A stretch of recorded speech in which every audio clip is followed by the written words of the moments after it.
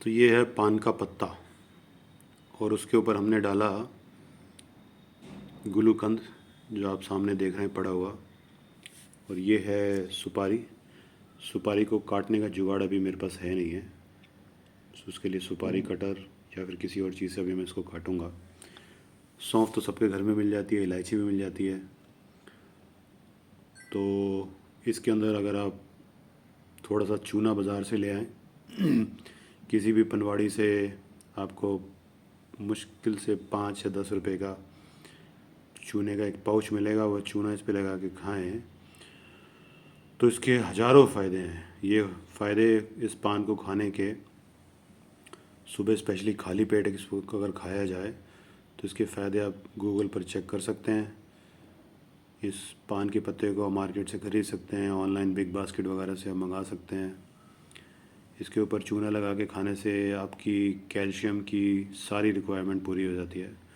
कुछ लोग जो दूध वगैरह नहीं पी पाते हैं, जिनको कैल्शियम की गोलियां सूट नहीं करती हैं, और वैसे भी तो कैल्शियम की गोलियां खानी नहीं चाहिए क्योंकि वो केमिकल वाली होती हैं, अगर आप इसमें थोड़ा सा चूना लगा के खा लें तो आपकी सारी कैल्शियम की रिक्वायरमेंट पूरी हो जाएगी।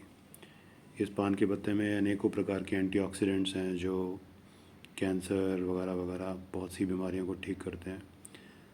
अगर आपको कहीं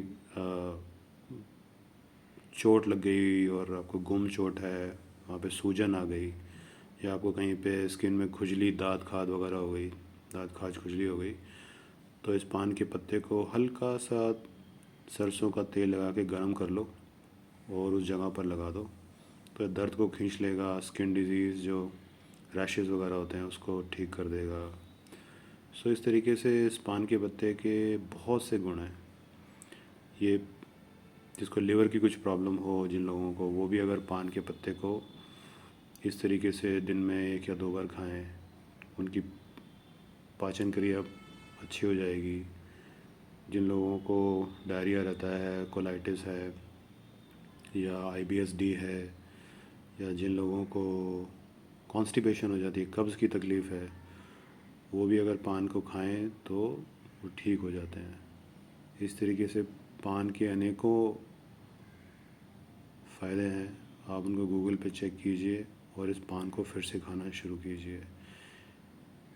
हर पूजा में, चाहे वो माता रानी की पूजा हो या दूसरे हमारे देवताओं की, उसमें पान और सुपारी हमेशा चढ़ाया जाता है। हम लोग क्या करते हैं, उस पान और सुपारी को, उससे पूजा करने के बाद हम उसको कहीं प्रवाहित कर देते हैं या उसको ऐसे ही फेंक देते हैं। उसको अगर हम चढ़ा रहे हैं भगवान को, अपने देवताओं को, इष्ट देवताओं को, उसको अगर चढ़ा रहे हैं विधि विधान से, हम पान के पत्तों को इस्तेमाल करके उसकी पूजा, उससे पूजा कर रहे हैं, तो इसका मतलब है कि हमारे ऋषि मुनि ये कह रहे हैं कि इस पान के पत्ते के अनेक गुण हैं, इस ये गुणकारी है, और उसको हम खाएं प्रसाद के रूप में। तो हमारा जो धर्म है वो एक साइंटिफिक, वैज्ञानिक पद्धतियों पर बेस्ड धर्म है। वो कोई फंडामेंटलिस्ट टाइप राजनीति वाला धर्म नहीं है। धर्म is equal to science, Sanatan is equal to science.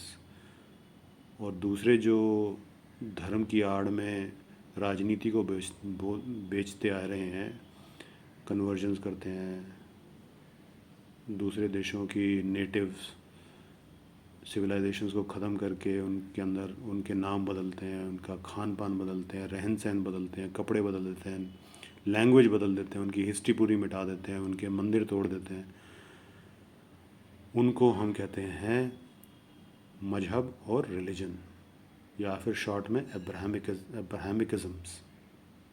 तो हमारा सनातन ऐसा नहीं है। ठीक है।